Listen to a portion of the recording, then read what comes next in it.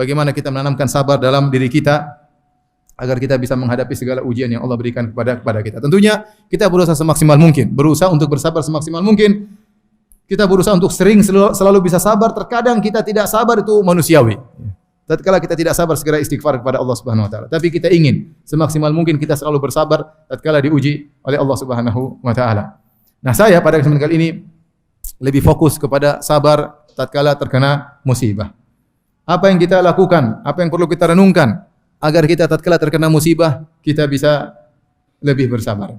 Baik, yang pertama, hadirin dan hadirat yang rahmatillah Subhanahu wa taala, tatkala kita terkena musibah, maka pertama yang kita ingat-ingat adalah inilah tabiatul hayat, inilah tabiat kehidupan.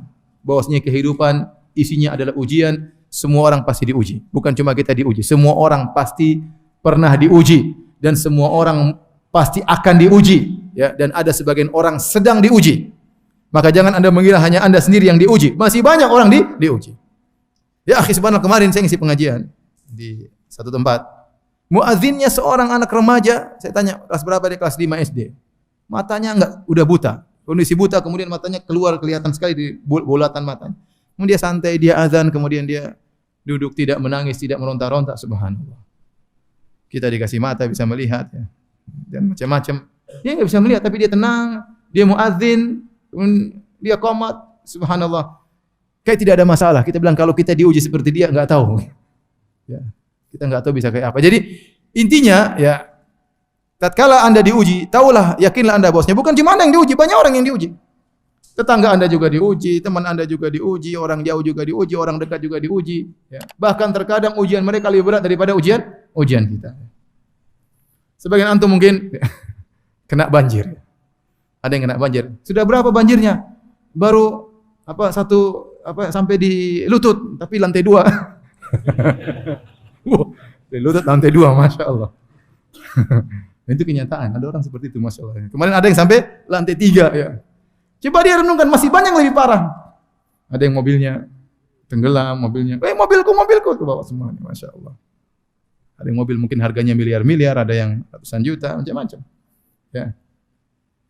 Jadi bukan cuma antum saja yang kena banjir, banyak orang yang kena apa? Banjir. Ya sudah, antum renungkan, ternyata bukan saya saja. Ya alhamdulillah. Ini ujian yang saya hadapi dan dihadapi juga oleh banyak orang. Ini meringankan ujian kita karena kita tahu inilah tabiat daripada kehidupan. Sifat kehidupan adalah memberi ujian kepada orang yang hidup di dalam kehidupan tersebut. Tidak mungkin antum menghindari ujian tersebut. Yang kedua, para hadirin hadirat yang hatilah subhanahu wa ta'ala. Ini berkaitan dengan iman kepada takdir. Antum harus tahu bahwa sini semua sudah ditakdirkan 50.000 tahun sebelum Allah menciptakan langit dan bumi. Antum tidak mungkin menghindar dari ujian apapun. Kalau Allah sudah takdirkan musibah tersebut, tidak mungkin antum menghindar. Satu dunia ingin menyelamatkan antum dari ujian tersebut, tidak bakalan mampu. Sebab yang dikatakan, ma akhta'aka lam yakun liusibak, wa ma asabaka lam yakun liukhti'ak. Apa yang meleset darimu tidak akan menimpamu, dan apa yang menimpamu tidak akan meleset darimu. Rufi'atil aqlam wa jaffatis suhuf, kata Nabi sallallahu alaihi wasallam. Pena sudah diangkat dan lembaran sudah kering, sudah tercatat. Ya. Kata Allah Subhanahu wa taala, ma asaba fil ardi wala fi anfusikum illa fi kitabin min qabli an nabraha. Apapun yang menimpa kalian, menimpa jiwa kalian, ya, atau menimpa yang lainnya di atas muka bumi, kecuali telah tercatat di Lauhil Mahfuz. Semua dicatat sebelum Allah menciptakannya. Sebelum Allah menimpakan musibah tersebut telah tercatat. Supaya apa? Likaila ta'sau ala ma fatakum wa la tafrahu bima atakum. Agar kalian tidak terlalu bersedih kalau ada yang menimpa kalian, musibah menimpa kalian. Karena sudah ditakdirkan.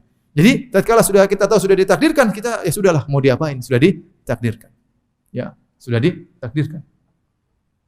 Musibah apapun, antum misalnya tahu-tahu dimaki orang. Ya sudah ditakdirkan. Antum santai aja. Antum pulang ke rumah, ternyata masalah dengan istri misalnya. Istri ngomel-ngomel, "Mas ini begini, abang tuh begini-begini." Subhanallah. 50.000 tahun sebelum Allah ciptakan langit dan bumi ini sudah dicatat. Kamu bakalan ngomelin saya pada hari ini. Sudah. Mau diapain? Sabar. Sudah selesai. Antum tidak akan bisa merubah takdir tersebut. Sudah ditakdirkan. Diapain? Ya. Seorang wanita sudah berusaha menikah, dapat suami yang buruk. Ternyata qadarullah. Mau diapain? Tinggal sekarang dia menghadapi musibah tersebut, apa yang harus dia lakukan.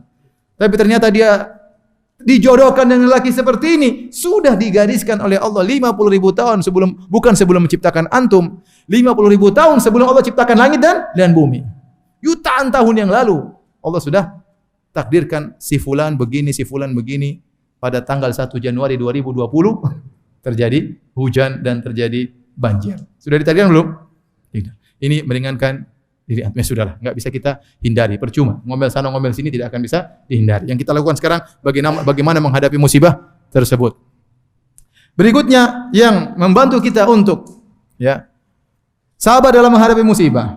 Kita harus yakin kalau musibah datang menimpa kita, kalau kita hadapi dengan sabar, maka dua manfaat yang kita dapatkan. Pertama, menghilangkan dosa-dosa, yang kedua, meningkatkan derajat. Pertama, menghilangkan dosa-dosa, yang kedua, meningkatkan derajat.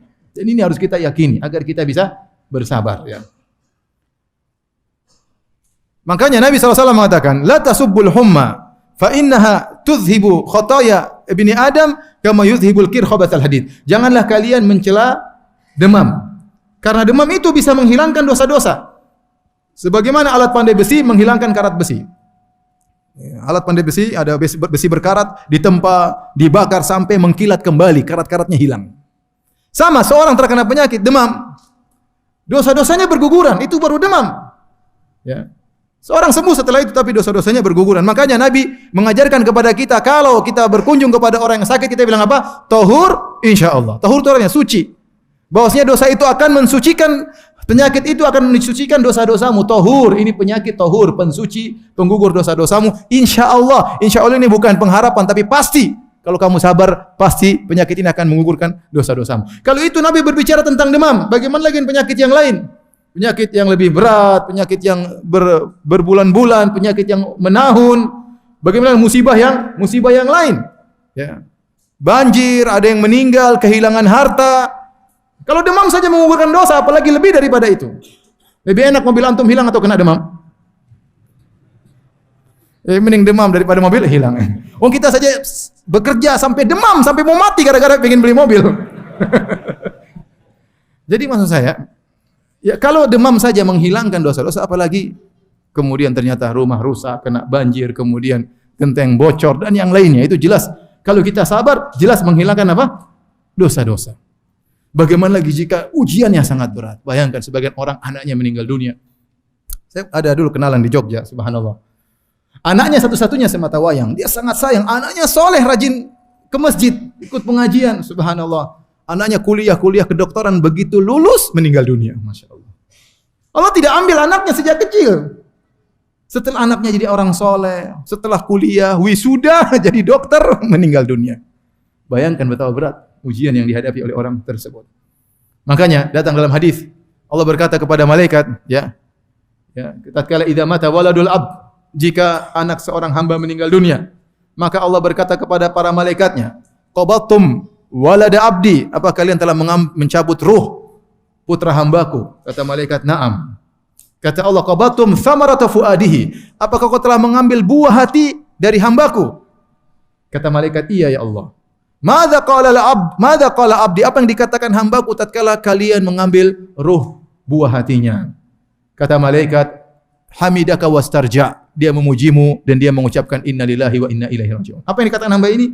Alhamdulillahi ala kulli hal, innalillahi wa inna ilaihi raji'un. Dan ini ucapan punya pengaruh yang luar biasa kalau kita terkena musibah. Kalau kita terkena musibah, yang itu pertama kita ucapkan. Jangan kita bilang, wah ini siapa ini? Gara-gara siapa ini? Jangan cari masalah. Ini gara-gara pembantu kemarin. Jangan dulu, itu belakangan. Yang pertama kita bilang, alhamdulillah ala kulli hal, innalillahi wa inna ilaihi raji'un. Sini. Tapi dengan kita ucapkan itu membuat kita menjadi apa? Kokoh. Alhamdulillah, inna lillahi wa inna raji'un. Mau diapain lagi? Mau nyalain pembantu, mau nyalain saya, sudah. Saya punya kawan kemarin. Dia tinggal di mana? Saya lupa. Di daerah Jakarta. Dia tidak pernah banjir sebelumnya. Ustaz, besok saya jemput ya pengajian. Saya kan ngisi pengajian kemarin 1 Januari. Lagi banjir saya ngisi pengajian. Akhirnya dia bilang, saya jemput ya Ustaz. Antum enggak banjir? Enggak. Ya udah. Di rumah enggak banjir. Biasanya enggak banjir. Terus dia ikut pengajian kan 2 sesi, sebelum duhur sampai setelah duhur. Dia ikut pengajian, subhanallah. Begitu dia pengajian, tetangganya bilang, tanggul bocor. Akhirnya dia minta maaf, Ustaz saya tidak bisa melanjutkan. Pulang rumah sudah tenggelam. Mobilnya juga apa? Tenggelam. Subhanallah. Dia tidak mengatakan, kenapa tadi saya ikut pengajian? Innalillahi wa inna ilaihi rajiun. Mau diapain? Ente sudah ditakdirkan ikut pengajian. Seandainya dia tidak ikut pengajian, mungkin selamat, mobilnya semua selamat. Tapi qadarullah dia ikut apa? Pengajian, akhirnya rumahnya kelelep. Masa mau dibilang gara-gara ikut pengajian apa? Gara-gara Ustaz Firanda sih, coba. Ya sudah, itu namanya qadarullah. Ya, qadarullah mau diapain? Ini sangat menguatkan seorang. Alhamdulillahi ala kulli hal, inna lillahi wa inna ilaihi raji'un. Makanya Allah muji mereka tentang orang-orang beriman, alladzina idza asabathum musibatun qalu inna lillahi wa inna ilaihi raji'un. Ulaika alaihim shalawatu min rabbihim wa rahmah wa ulaika humul muhtadun. Itu orang-orang beriman yang tatkala mereka ditimpa musibah mereka mengatakan inna lillahi wa inna ilaihi raji'un. Jadi harus tahu bahwasanya musibah akan mengurangi dosa. Kalau demam saja mengurangi dosa, apalagi musibah yang lebih dari itu. Tapi syaratnya harus sabar. Kalau tidak sabar, ngamuk-ngamuk, hujan kok gak berhenti-berhenti, itu repot. Ngamuk. Dia protes sama siapa? Sama siapa? Sama Allah Subhanahu wa taala. Tidak sabar, tidak mengurangi dosa-dosanya kalau begitu caranya. Tidak mengurangi dosa-dosanya. Ya. Sabar. Kemudian dia marah-marah, banting sana, banting sini, ya percuma. Musibah tersebut tidak mengurangi dosanya, bahkan semakin buat dia terpuruk. Ingat, musibah bisa mendatangkan nikmat dan musibah bisa mendatangkan azab. Kapan mendatangkan nikmat bagi seorang hamba? Tatkala seorang hamba dengan musibah tersebut semakin dekat dengan Allah Subhanahu wa taala. Dia kembali kepada Allah, dia ingat kepada Allah Subhanahu wa taala. Dia istirja inillahi wa inna ilaihi raji'un, ya. Minta pertolongan kepada Allah, maka itu adalah musibah yang mendatangkan nikmat. Tapi kalau ternyata tatkala musibah kemudian dia merobek-robek bajunya, menjambak-jambak rambutnya, marah sana marah sini, justru itu kata Nabi laisa minna, bukan dari golongan kami orang yang seperti itu. Berarti musibah tersebut merupakan hukuman dan mendatangkan azab bagi dia. Ini di antara yang perlu kita renungkan kalau kita terkena musibah. Bosnya musibah sekecil apapun akan mengurangi apa?